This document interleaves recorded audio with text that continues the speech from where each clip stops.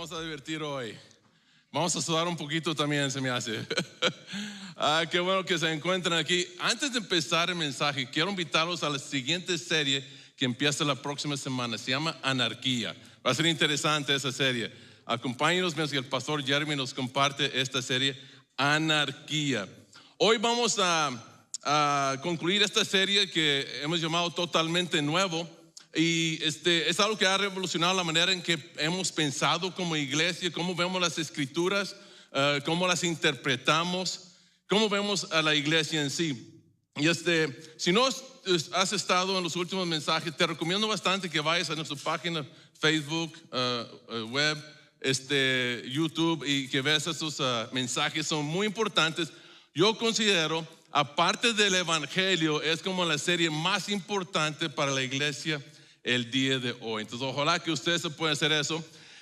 Ha sido algo, como dije, muy bueno, a muchas personas creo que les ha encantado la serie, a otros quizás no tanto por el contenido un poco controversial que hemos estado viendo, pero muy cierto de cuál es la historia y cosas que hemos visto de la palabra de Dios. Ahora, yo personalmente, yo crecí en la iglesia, como algunos de ustedes, quizás muy pocos, pero yo crecí básicamente en la iglesia toda mi vida.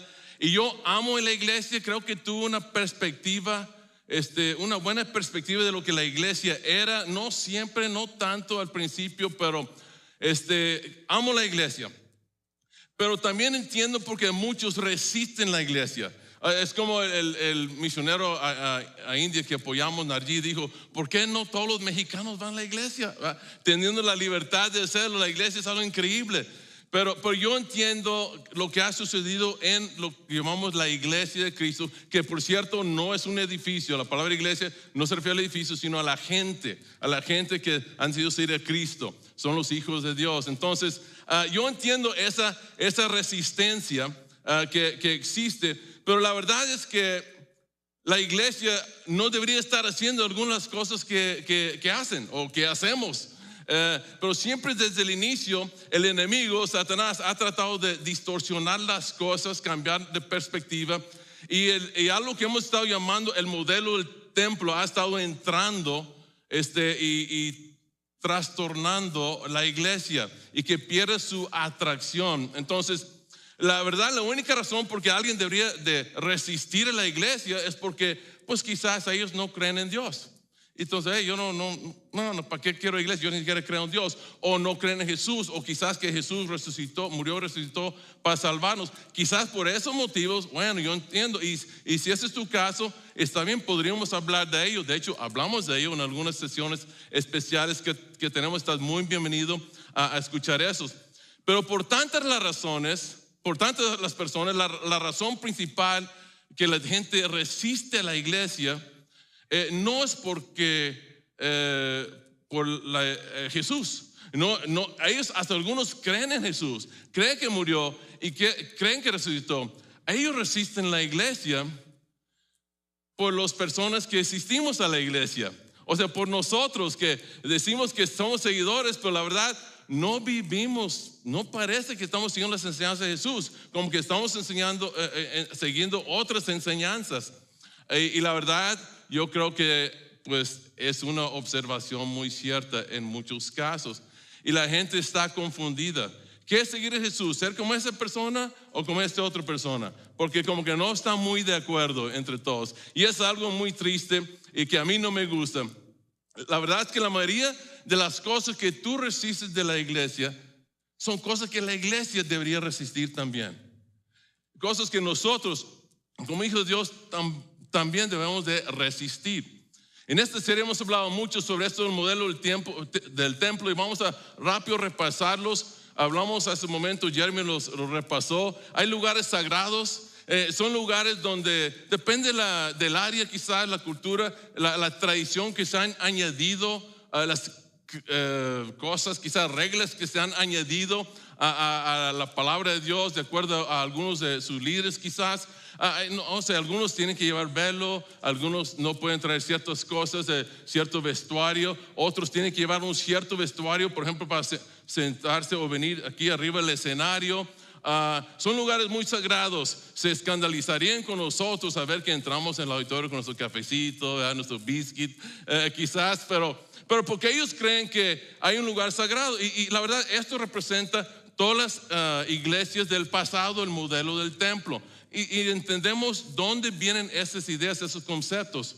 Pero también tenían, cada religión, cada lugar tiene sus textos sagrados, tiene sus hombres sagrados que son los únicos, ellos controlan esas escrituras, ellos controlan la interpretación, son los únicos que deben leerla y traducirla para los demás. Y luego hay los seguidores sinceros que quizás por medio a lo que les van a hacer, o por recibir algo que les hayan prometido, miedo a la ira de Dios o castigo, pues ellos siguen a esas personas, quizás no quieren ser excomulgados, etc. Entonces, vimos que la llegada de Jesús señaló el fin del modelo del templo y el inicio de algo totalmente nuevo. Una vez más, digan totalmente nuevo.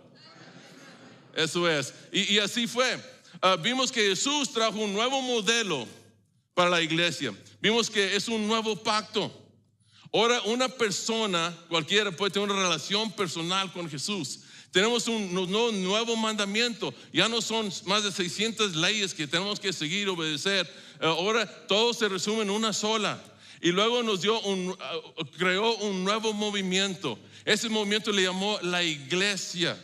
Es compuesto de seguidores suyos que se conocen más por su amor que por sus credos. Entonces fue algo totalmente diferente. El modelo de Jesús es mucho menos complicado, vimos la semana pasada, pero es muchísimo más demandante. Es más demandante porque en el modelo del templo antiguo podemos sacarle la vuelta a ciertas cosas, evadir los mandamientos, que eso es muy difícil de obedecer, lo voy a cambiar un poquito, se podía, pero es muy difícil malinterpretar esto. Jesús dijo muy claramente: este es mi mandamiento, que se amen los unos a los otros como yo los he amado. Nosotros preferimos el otro modelo, le podemos sacar la vuelta. El modelo del templo dice, pues ¿qué dice la ley acerca de eso? Y hay unas cositas que pongo una tacha, ya hice esto, y no voy a hacer estas 4 o 5 cosas aquí, ya estoy bien. Y la gente se considera muy bien, muy santos, quizás hasta muy espiritualmente maduros, porque siguen esas cuantas reglas, pero este modelo del templo siempre trata de que a los que pensamos así, los que seguimos ese modelo, tratamos siempre de llegar al límite. Oye, ¿es pecado? ¿Qué tan cerca me puedo acercar? ¿Puedo hacer esto? Siempre estamos, tengo que, o sea, es la actitud, tengo que hacer esto, no puedo hacer aquello. Siempre estamos buscando algo, se trata de nosotros, se trata de nosotros. Pero el modelo de Jesús en cada situación hace la pregunta: ¿qué demanda de mí el amor? En otras palabras, ¿cómo puedo amar mejor? ¿Qué puedo hacer en cada situación para amar más a otras personas? El modelo de Jesús, sí, es menos complicado, pero es muchísimo más demandante. Y esta serie es para que nos ayude a evaluarnos como iglesia. Cada 5 o 6 años compartimos esta serie. ¿Por qué? Porque tenemos que asegurar que quizás salimos un poquito, quizás estamos regresando al modelo del templo. Es como que parte de nuestra naturaleza quizás, o quizás por lo enemigo tanto está tratando de causar eso, para que perdamos influencia en el mundo, para que gente no llegue a Cristo. Pero nos evaluamos. Y la verdad es que no necesitas conocer toda la Biblia o ser un teólogo para cumplir el modelo de Jesús. Solamente te haces la pregunta: ¿qué demanda de mí el amor? Y la iglesia en su comienzo arrancó, pero bonito y rápido. Y gente fue acercándose a Jesús y poniendo su fe y confianza en Él, iban siendo salvos. Y la Biblia dice que los que fueron siendo salvos fueron añadiéndose a la iglesia, al cuerpo de Cristo. Dios estaba con ellos y ellos no temían la muerte porque su Señor de ellos había resucitado.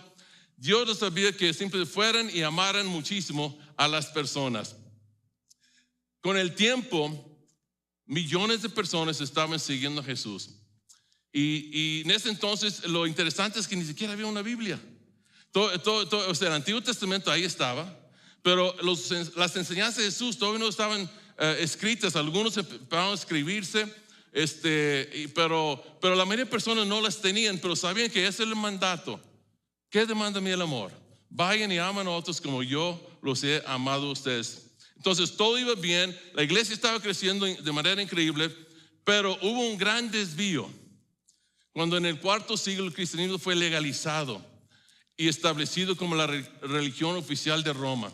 Para este entonces, esta gran parte del cristianismo, había otra parte, siempre hay un remanente fiel a la palabra de Dios, a la enseñanza de Jesús, pero una gran parte enorme ya no parecía ni siquiera la iglesia, pero seguían usando la palabra cristianismo o de ser cristianos, como si fueran seguidores de Jesús. Pero la verdad, las enseñanzas de Jesús se habían puesto a un lado en muchas maneras. Si se hablaba de Jesús y se creía en la muerte y resurrección por los pecados, pero básicamente hasta ahí llegó la cosa. Entonces, ¿qué fue lo que pasó? Cuando fue legalizado, el cristianismo cambió de ser una minoría bajo persecución a una mayoría empoderada. Y si no estuviste aquí en los primeros mensajes, Jeremy nos platicó cómo llegó a ser un beneficio grande para las personas llamarse cristianos. Fueran cristianos o no, se llamaban cristianos, de muchos privilegios en este sistema de gobierno que empezó.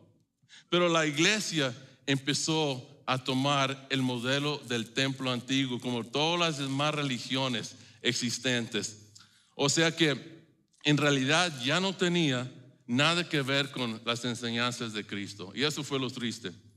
Cuando los cristianos se convirtieron en una mayoría, empezaron a ejercer la autoridad del templo.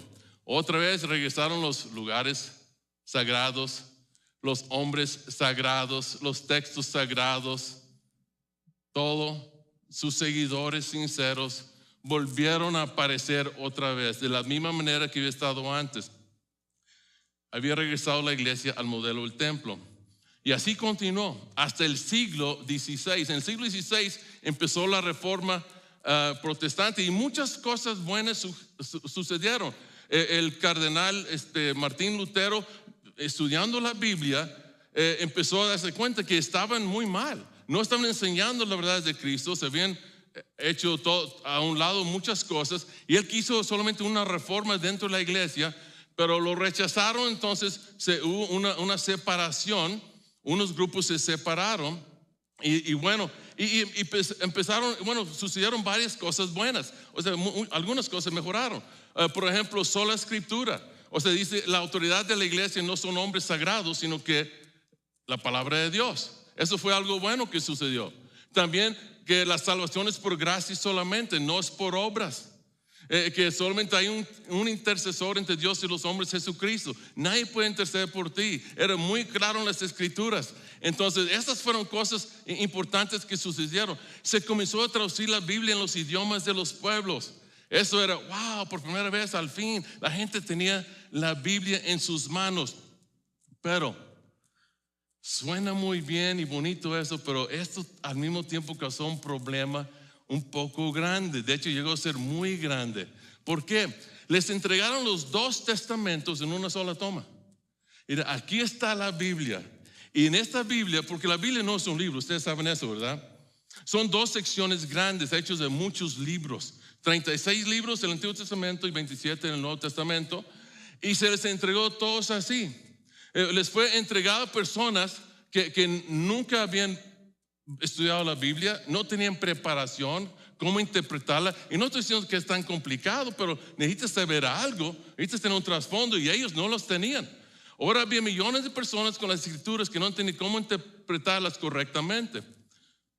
No entendían la diferencia entre el antiguo pacto, testamento, y el nuevo pacto, Nuevo Testamento.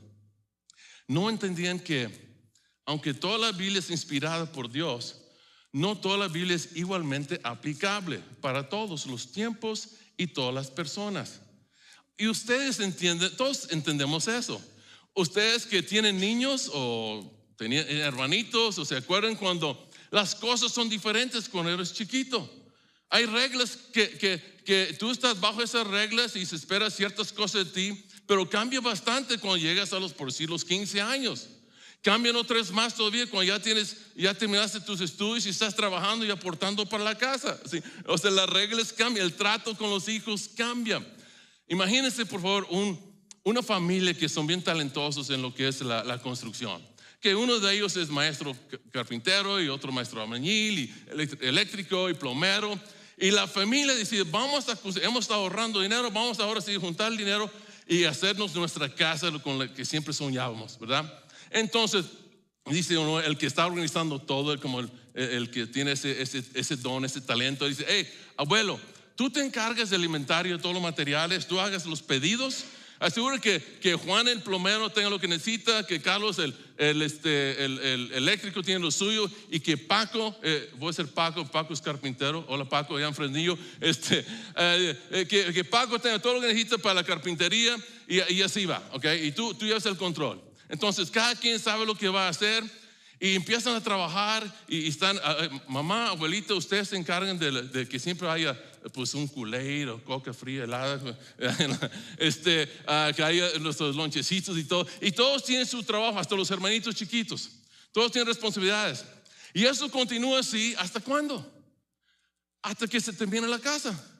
Pero ya que la casa se ha sido edificada, todo terminado, ¿qué van a hacer ahora? Vamos a disfrutar la casa.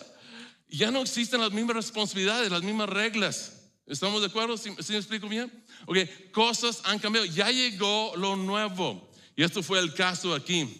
Entonces, pero cuando llegó la reforma y se hicieron buenos cambios, y estas personas recibieron la Biblia y que no entendían cómo interpretarlo, se empezaron a mezclar el antiguo con lo nuevo. No sabían qué era para uno y qué era para el otro. Y sin querer, en toda esta convicción, el mandato de Jesús basado en el amor, el mandato más importante, se perdió. Llegó a ser como igual, o sea que se perdió entre otras tantas, vaya, ¿ok?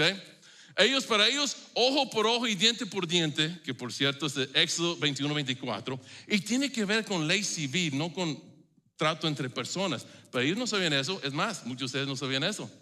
O sea, en la ley civil, aquí como nosotros, alguien me choca, pues va a reponer mi carro, ¿verdad? O sea, el gobierno exige, bueno, no tienes seguro, pues tú vas a tener que pagarle el carro porque ojo por ojo, diente por diente, ¿verdad? Pero ellos lo aplicaban para todo, a como los convenía. Pero ellos lo consideraban igual que el otro, el mandato de Jesús. Hey, si alguien te da una bofetada en la mejilla derecha, vuelve también la otra. A ver, si estás en momento de calor e ira y hay golpes y todo, ¿cuál prefieres tú? Si eres el que golpeaste el otro, tú dices, y el otro viene a regresar y quedas más grande que tú, no sé, ¿verdad? Tú dices, perdón, es que me enojé, cálmate, vuelve la otra mejilla, se perdone, ¿verdad? Pero si eres la persona a quien pegaron, ¿verdad? Si a ti te quebraron la nariz, tú quieres también quebrar la nariz del otro, ¿verdad? Sí, o sea, conveniencia. No sabían qué escoger, entonces escogían las escrituras que más les convenía. Y sin querer, sin la intención de nadie, el protestantismo, el cristianismo protestante la Biblia se convirtió en un arma. La Biblia se convirtió en un arma y cada uno lo usaba como mejor le parecía. Ahora, ¿por qué? No todos estaban de acuerdo en todas las cosas que decía la Biblia. Hay diferentes. Ahora, quiero que sepan algo, es muy importante. Lo más esencial de la Biblia, que significa, a lo que me refiero, es cómo tener tú y yo una relación personal con Dios, estar seguro que nuestros pecados son borrados y tenemos que entrar al cielo, es súper claro en la Biblia. No hay discusión ahí. Todos estamos de acuerdo. Todas las religiones que estudian la Biblia, eruditos, católicos, presbiterianos, metodistas, bautistas, pentecostales, todos estamos de acuerdo. Eso es lo más importante. Pero otras cosas no están tan claras algunas veces. Y personas pensaban así, no, yo creo esto. Y como la base no era ya el amor a las personas, ellos empezaron a dividir en vez de amarse a pesar de las diferencias. Qué terrible, no existiera ningún matrimonio hoy día si el esposo y la esposa siempre tienen que estar de acuerdo para mantenerse juntos. Somos diferentes, pensamos diferentes, hombres y mujeres, ¿verdad que sí? Que no quieren admitir, sí, pero claro que sí. Y pero amor es aceptar las diferencias. Y si en verdad tú crees que algo de tu compañero está mal, por su bien, si piensas que eso puede ser peligroso, ¿okay? Entonces por su bien le tratas de enseñar en amor, convencerla o convencerlo, deberíamos hacerlo así o así, crear los hijos, no, es mejor así, porque es importante. Pero al último deciden amarse, no se pelean, no se divorcian porque hay diferencias, porque eso no es amar. Entonces, pero en la iglesia en las que vivimos hoy, católicas, protestantes de toda clase, no importa, mormones, lo que sea, la Biblia se convirtió en un arma para causar división. Y eso fue algo triste. Los cristianos se identificaban no por su amor, sino por cómo interpretaban las escrituras. Cristo dijo, por si no estaban aquí, y sabrán que son mis discípulos porque cómo se aman los unos a los otros. Por el amor deben conocernos, nos deben identificar. Estos cómo aman, pero no nos conocen por otras cosas. Y eso es muy triste. Entonces lo más triste de todo esto es que el amor perdió. El amor perdió. Y yo quiero que cambiemos esto. Dios quiere que cambiemos esto. Entonces vamos a cambiarlo. Pero si no lo cambiamos, mínimo deberíamos intentarlo. Quizás no cambiamos el mundo. Ojalá que mínimo Allende, Montemorelos, Fresnillo. Quizás no todo el estado, pero deberíamos intentarlo porque es lo que Dios quiere. Y por eso la iglesia en sus comienzos creció y creció tanto. Entonces, hoy quiero compartirles 5 grandes ideas que nos pueden ayudar a entender lo que creo que nosotros debemos hacer. Podemos hacer cosas que se han ignorado o se han diluido de tal manera por el modelo del tiempo de que son tan importantes que yo creo que estas cosas, si las hiciéramos bien, cambiarían nuestras familias, nuestras comunidades, nuestra iglesia y posiblemente hasta el mundo. Y como dije la semana pasada, es la única manera, de hecho, que el mundo podrá ser cambiado si hacemos esto bien. Entonces, la primera es esta. Cuando Cristo vino en este totalmente nuevo, fue la estructura de la iglesia. Totalmente nuevo en estructura. La iglesia, dice él, es un cuerpo, no un reino. Y se confunde un poquito porque el Nuevo Testamento habla mucho del reino de Dios. El reino de Dios, Jesús habla del reino de Dios. Pero ¿se acuerdan cuando Pilato entrevistó a Jesús? Y Jesús dijo, este mundo no es mi reino es de otro mundo, okay. O sea, es cierto. Y Pablo lo clarificó muy bien porque este no es el reino. Entonces, Pablo dice que nosotros somos embajadores de Dios, o sea, representamos el reino de Dios, pero no somos parte de ese reino, somos la iglesia. Dice, ahora bien, ustedes son el cuerpo de Cristo. Digan cuerpo de Cristo. Ese es un nombre de la iglesia, cuerpo de Cristo, novia de Cristo, el rebaño de Cristo, etc. Okay. Cuerpo de Cristo, y cada uno es miembro de ese cuerpo. Lo que quiere decir es que Dios ha puesto a cada uno de nosotros, ustedes, tú y tú y tú, que son sus hijos por fe en Jesucristo, que genuinamente han aceptado a Jesús como Señor de tu vida. Tú estás en el cuerpo de Cristo y tienes una función en ese cuerpo que tú necesitas ejercer, ¿okay? Y así como tú necesitas cada parte de tu cuerpo, la iglesia, esta congregación y cada iglesia local tiene gente que ellos necesitan cumplir su función para el bien de todos los demás, ¿okay? Esto significa que si no estás involucrado, algo está faltando. Si tú no estás involucrado en la iglesia, perdón que lo diga para algunos, pero algunos yo sé están nuevos en esto y está bien, pero si solamente asistes, o sea, no estás involucrado, algo está faltando para nosotros. Tú tienes algo que Dios quiere que ofrezcas a la iglesia. Pero también si tú no estás involucrado, te está faltando algo también a ti. Si solamente asistes de vez en cuando o cada domingo solamente, pues no estás involucrado, ¿okay? Eso no es bueno tampoco, ¿okay? En el modelo del templo tenemos la idea de consumir, es la manera de pensar. Yo voy, yo recibo. Por ejemplo, asisto para estar bien con Dios. Doy para que Dios me dé más, ¿sí? Etcétera. Esa es la actitud que tenemos. Y no debe ser así en el cuerpo de Cristo. En el modelo de Jesús es pertenecer. Yo pertenezco, así como mi brazo a mi cuerpo, mi hígado a mi cuerpo, mis riñones a mi cuerpo, mi corazón a mi cuerpo. Yo pertenezco al cuerpo. ¿Cómo puedo apartarme de él? Se trata, como dijimos la semana pasada, se trata del tú que está a tu lado. Es mi cuerpo ayuda al otro. Mi cuerpo, con lo que Dios me ha dado, es para ayudar, para servir a los demás. El pensamiento modelo del templo es esta. Quiero quedarme en casa y adorar a Dios en vez de ir a la iglesia. Al cabo, usando la misma Biblia, yo soy el templo de Dios, ¿verdad? Y puedo hacerlo. Y sí, pues bueno, es más cómodo, ni siquiera tienes que quitarte los pijamas y cambiarte y peinarte, maquillarte, nada de eso. Es más cómodo, te ahorras gasolina también, es más barato, todo eso es cierto. Pero ¿sabes lo que eres si solo asistes a la iglesia? Es como un brazo amputado. Así es, con un brazo amputado. Yo he tenido varios amigos que se han amputado un brazo o una pierna. Mi cuñado es uno de ellos. ¿Y sabes lo que ellos sienten de su brazo amputado, su pie amputado? ¿Sabes lo que sienten ellos de ese brazo, esa pierna? Que ya no existe.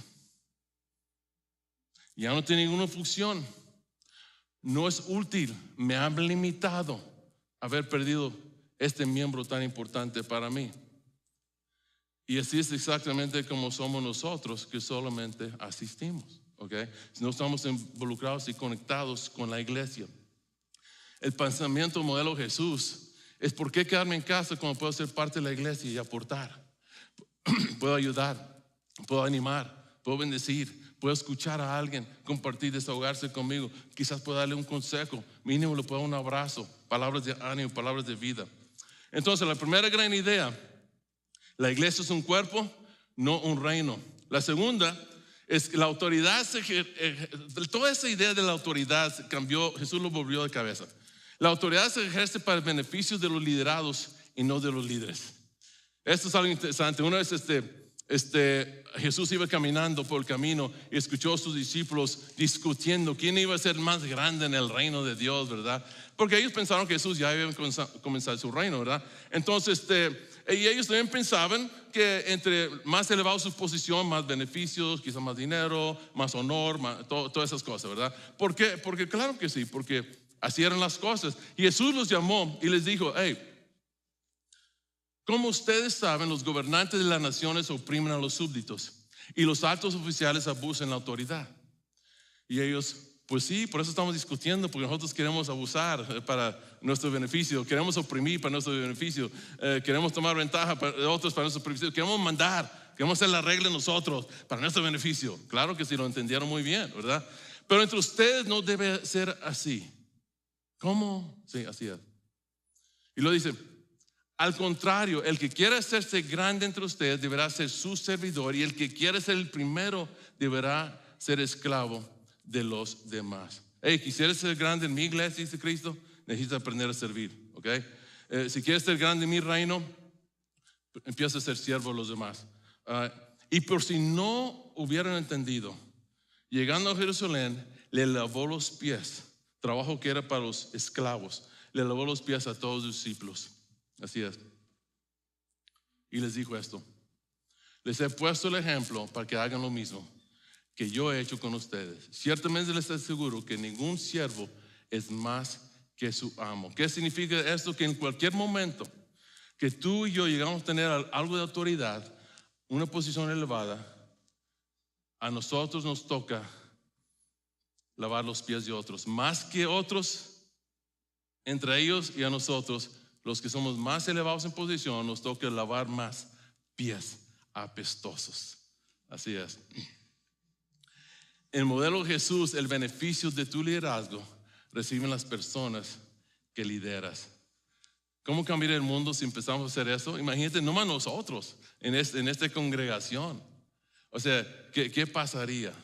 ¿Cómo cambiaría? ¿Cómo serían transformadas nuestras familias, nuestras relaciones? Quizás nuestros vecinos. Aparte, habría muchos menos pies apestosos, ¿verdad?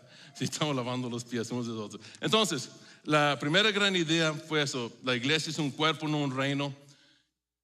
La autoridad se ejerce para el beneficio de los liderados, no de los líderes. Y la tercera gran idea es: el matrimonio está basado en la sumisión y el cuidado mutuo, no en la dominación masculina. A ver, mujeres, ¿se escucha algo? No, está muy bien en tu casa, ok.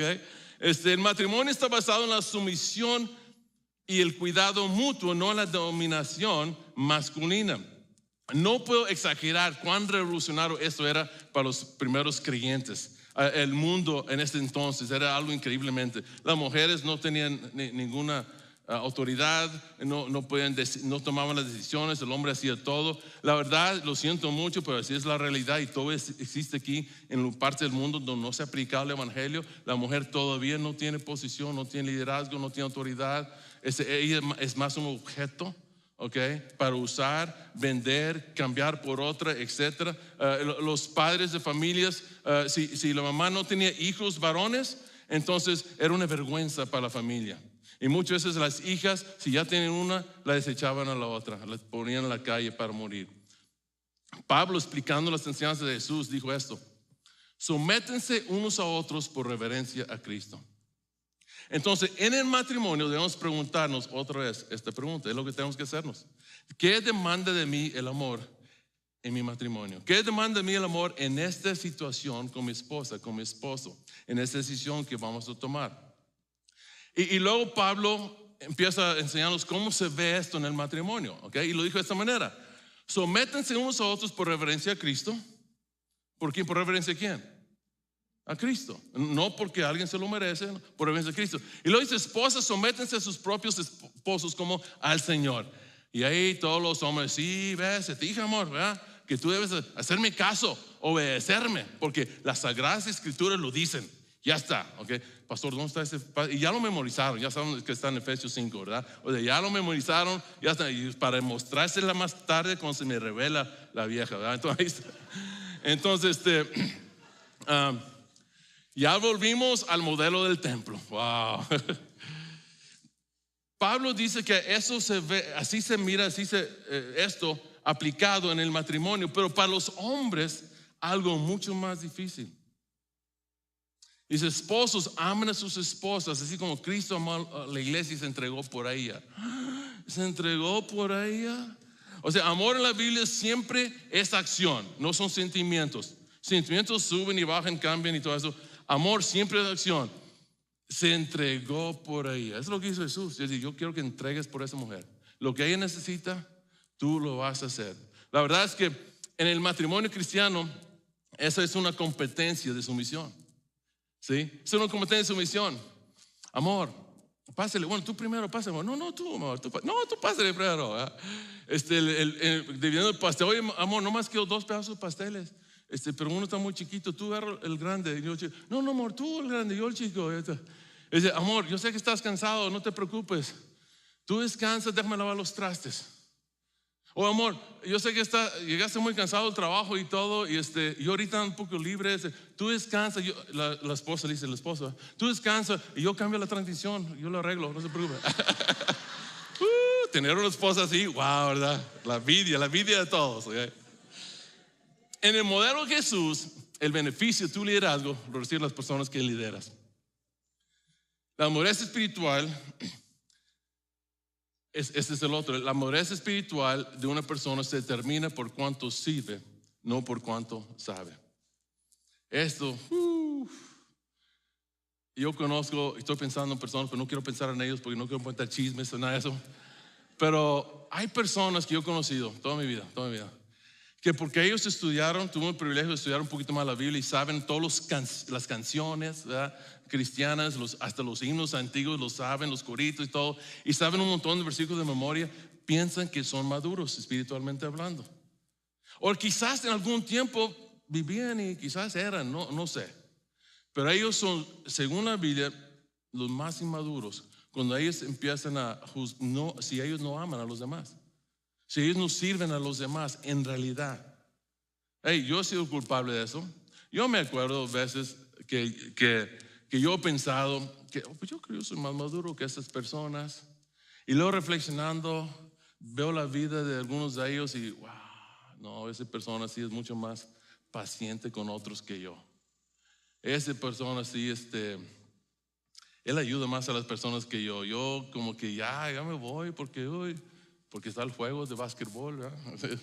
El fútbol y o sea, la madurez espiritual de una persona se determina por cuánto sirve, no por cuánto sabe. Esto está en todas partes del Nuevo Testamento. Dice la Biblia: en cambio, el fruto del Espíritu, o sea, la consecuencia de tener el Espíritu Santo produce un fruto en nosotros. Y seguramente es esta: Es visión, conocimiento, entendimiento de las cosas más profundas de la fe, milagros, profecía, elocuencia al hablar y la habilidad de conmover a las personas con tus palabras. Eso no debe ser Gálatas, debería ser tercera de Timoteo, porque eso no está ahí en la Biblia, ¿ok? Eso no está en la Biblia, no más quiero aclarar eso antes de continuar, ¿ok? Pero esto es lo que pensamos muchas veces, nos impresionamos con la persona, ella es tan espiritual, mira cómo habla. No. Es inteligente, estudió, se preparó. O quizás el que está arriba en la plataforma dirigiendo, diciendo palabras muy hermosas. No, es talentoso, por eso canta tan bonito. Tiene donde habla, tiene esto y lo otro. Pero no es porque es súper espiritual. O sea, no se dejen engañar por eso, Se preparó bien, es todo, es un don. Eso no es madurez espiritual. Eso no es madurez espiritual. Es el que sirve. Es el que sirve más. Es más espiritual. Una persona muy poco espiritual, la verdad, puede enseñar, predicar, hasta han hecho milagros. El nombre de Jesús es poderoso. A veces hacen milagros en nombre de Jesús, personas que son muy inmaduros en la fe, no aman en verdad. La iglesia, ¿se acuerdan? La iglesia en sus inicios ni siquiera tenía Biblia, pero ¿cómo amaron las personas? Nomás les compartían el amor de Cristo, el evangelio, las buenas nuevas de Cristo, y amando a todos. Y la iglesia fue súper atractiva en su momento y creció y creció. No, esto es lo que dice Gálatas en realidad, En cambio, el fruto del Espíritu es amor, alegría, paz, paciencia, amabilidad, bondad, fidelidad, humildad y dominio propio. Casi siempre, hoy día también en la literatura antigua, empiezas con lo más importante, el amor. Y si no estabas seguro, lee la carta de Pablo, 1 Corintios 13. Dice, antes más grande que la fe, que la misma fe, dice, es el amor. Porque sin amor no tenemos nada. Cristo nunca hubiera muerto por nosotros si nosotros no tenemos amor. Nada que ver con el conocimiento, con la elocuencia, con nada de eso. Y son cosas transculturales. No importa dónde estás y dónde vives, el amor. Estas cosas siempre deben existir. Y son antinaturales, no son cosas innatas, ¿verdad? Para nosotros hacer. No nacimos naturalmente practicando esas cosas. Eso viene para las personas que tienen espíritu de Cristo. Más sencillos que la ley, pero mucho más demandante. Entonces no seamos engañados por líder espiritual, porque muchos lo son, que sabe mucho y que es muy talentoso, pero no ama mucho. ¿Ustedes cuántos se acuerdan de Adolfo Hitler? Esa persona no amaba nada, pero qué talento. Transformó la filosofía de toda una nación con un micrófono antes de siquiera lanzar una bala, un cohete, ¿sí? Un misil, con un micrófono. Porque era talentoso. La persona más espiritual que conoces, quizás sea el más callado o el menos conocedor, pero hace mucho para otras personas. La iglesia es un cuerpo, no un reino. La autoridad se ejerce para el beneficio de los liderados, no de los líderes. El matrimonio está basado en la sumisión y el cuidado mutuo, no en la dominación masculina. La madurez espiritual de una persona se determina por cuánto sirve, no por cuánto sabe. Y el último, santidad en el modelo de Jesús es estar en vez de apartarse de. Esto los va a volar los sesos a algunos de ustedes. Tanto están en el modelo del templo pensando de esa manera, porque a mí también me lo hizo hace años. Quiero hablar de eso un poquito. No se trata de alejarse del mundo. Pero pastor, si la Biblia dice esto, mira los israelitas, ¿sí? No se trata de trabajar en un lugar cristiano, ir al gym cristiano, ir a juntarse con cristianos, convivir solamente con cristianos. Santidad en el modelo de Jesús es estar en vez de apartarse de. El modelo del templo antiguo, santo, para ser santo significaba ser separado. Y leemos eso en la Biblia. O sea, Israel, Dios les prohibió bastantes cosas. Pero el modelo de Jesús, santo, significa enganchado. Pero lo confundimos, o sea, conectado con las personas. Lo confundimos porque en todo el Testamento había cosas como Dios estaba tratando de separar a Israel de las demás naciones paganas a su alrededor, y que no te cases con ellos, y no hagas esto con ellos, y no te vistes con ellos, y todo con ellos. ¿Por qué? Eran vulnerables. Es antes de Cristo. El Espíritu Santo no moraba en las personas. Dios está tratando de conservar todo el Antiguo Testamento. Era para los israelitas, ¿okay? Escrito para ellos, para conservarlos, para llevarlos a una nación que iba a traer a este mundo el Mesías, a Cristo. Si no hubieran seguido estas reglas estrictamente, nunca hubiera habido un María ni un José que buscaba a Dios. Y eran gente piadosa. Pero por tratar de seguir, y por todo el pueblo, y siempre la enseñanza, estricto, rituales, prácticas, sacrificio, ellos pudo más o menos conservar a algunos, un remanente, porque Israel se rebelaba muchas veces, iba tras otros dioses, y hacían todos los paganos hacían. Pero el modo de Jesús santo es conectado, es estar con las personas. Israel, el pueblo santo de Dios, cumplió su función, dando luz al Mesías. Y si lees Romanos, si lees Hebreos, todo eso en el Antiguo Testamento era para preparar para la llegada de Jesús. Era para eso. El Antiguo Testamento todavía es muy bueno hoy para nosotros, para mostrarnos que no llegamos al estándar de Dios. Somos pecadores, nos muestra la ley, eso es bien claro, pero no nos ayuda a alcanzar a Dios, a la salvación de Dios. Eso fue en Cristo. Entonces el Antiguo Testamento es muy útil para mostrarnos que nadie puede estar bien con Dios. Necesitamos un Salvador que nos es capaz de perdonar nuestros pecados por lo que Él hizo en la cruz. Y Jesús vino y cumplió. Y eso, el Antiguo Testamento quedó para atrás, y ahora entró todo lo nuevo. El Nuevo Testamento, un nuevo pacto que Dios hace con todos los seres humanos. Algo increíble.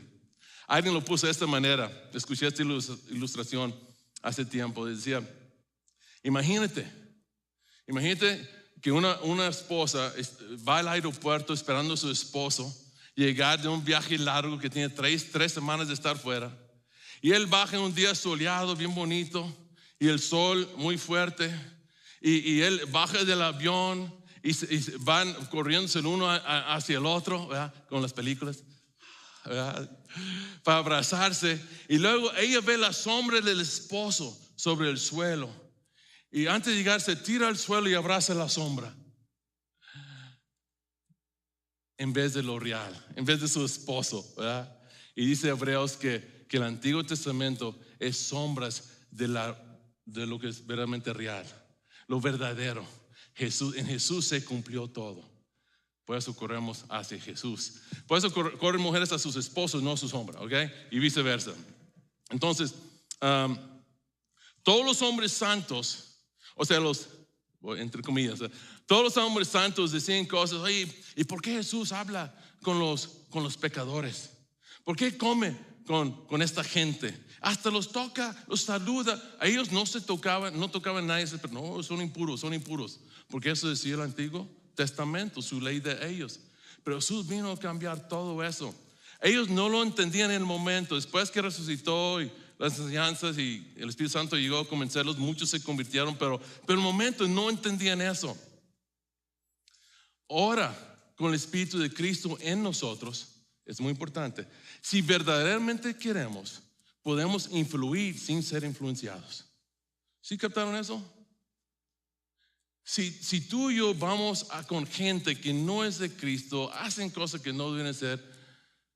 Pero si nosotros vamos como Jesús nos mandó, vayan y ustedes son la luz del mundo, ¿sí? Vayan hacia ellos. Si vas con intenciones, motivos falsos, porque tú quieres participar en lo que ellos hacen, Dios conoce tu corazón. Pero si genuinamente eres hijo de Dios, tú tienes el Espíritu de Cristo y tú puedes ir y ser luz a ellos, comer con ellos, hablar con ellos sin ser influenciados por ellos, porque tienes el Espíritu de Cristo, el todopoderoso Espíritu de Cristo en tu vida. Por eso las cosas cambiaron tan grandemente cuando Jesús vino al mundo. Al final de su tiempo en la tierra reunió a sus seguidores. Ellos pensaban que ya iba a establecer su reino y no, Jesús no estaba listo para eso. Y Jesús les dice, no es como piensan, no es como pensaban. Todo es nuevo ahora, ¿ok? Y Mateo apunta esto.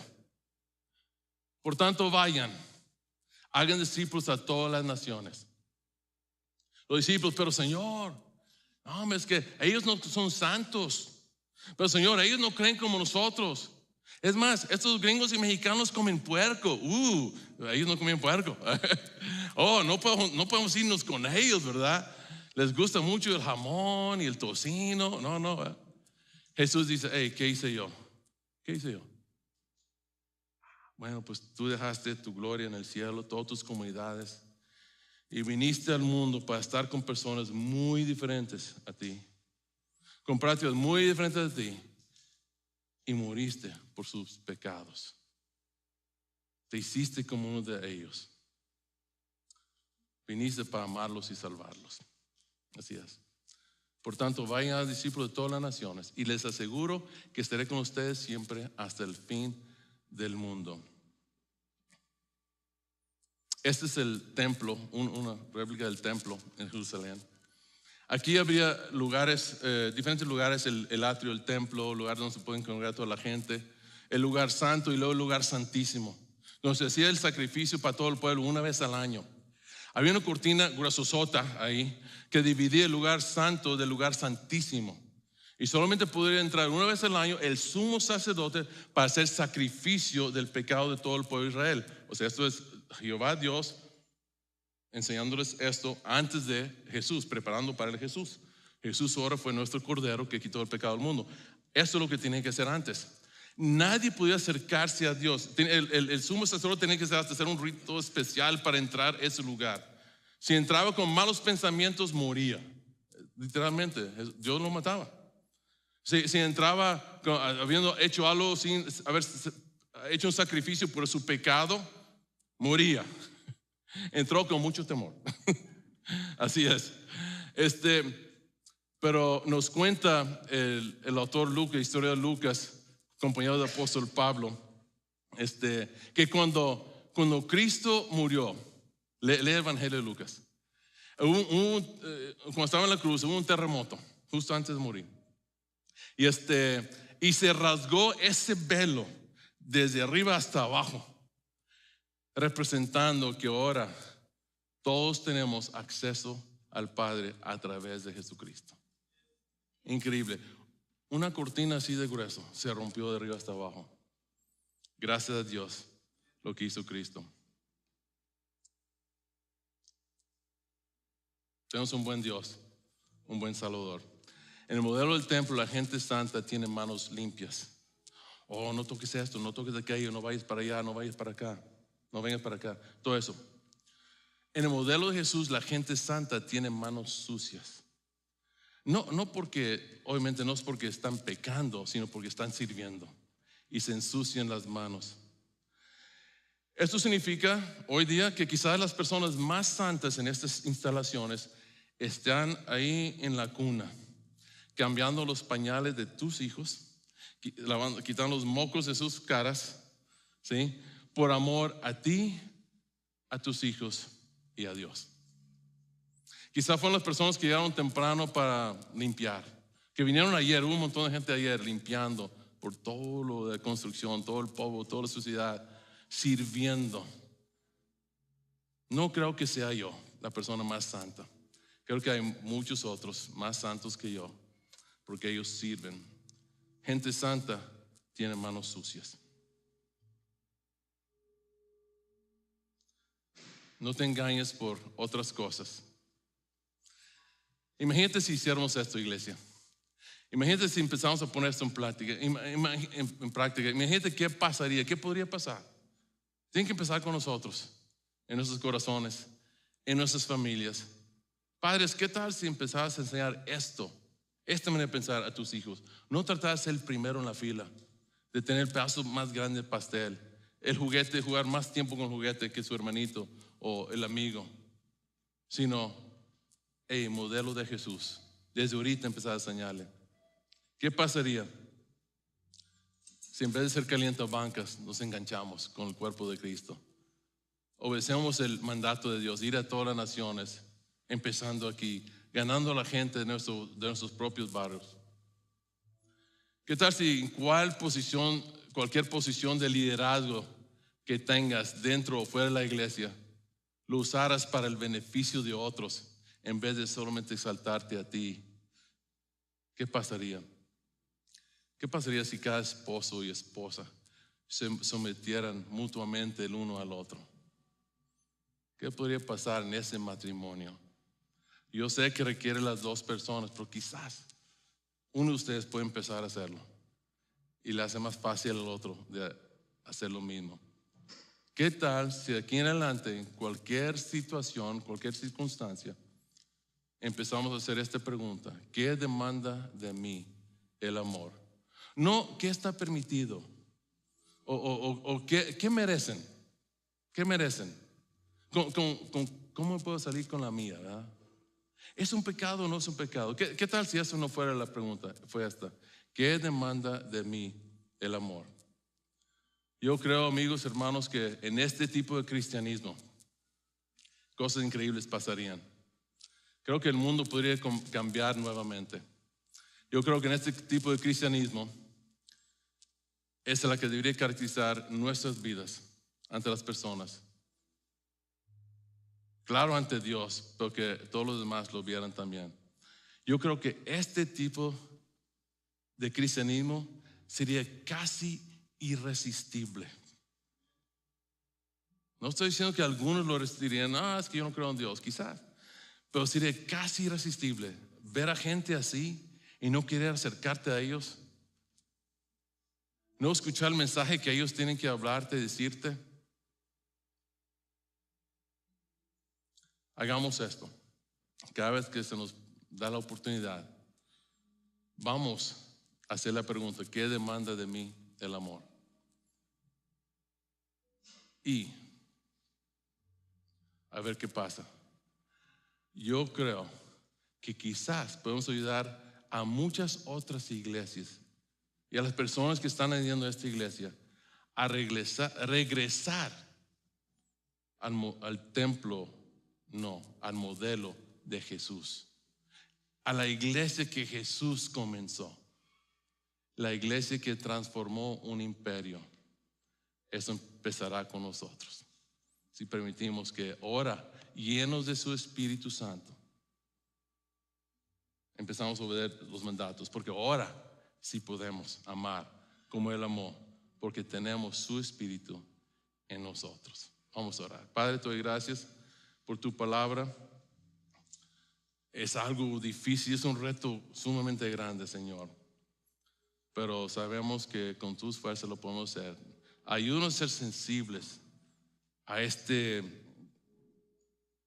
nuevo tema que hemos hablado, ese algo diferente que tú has establecido, tu Espíritu hablándonos a través de esto.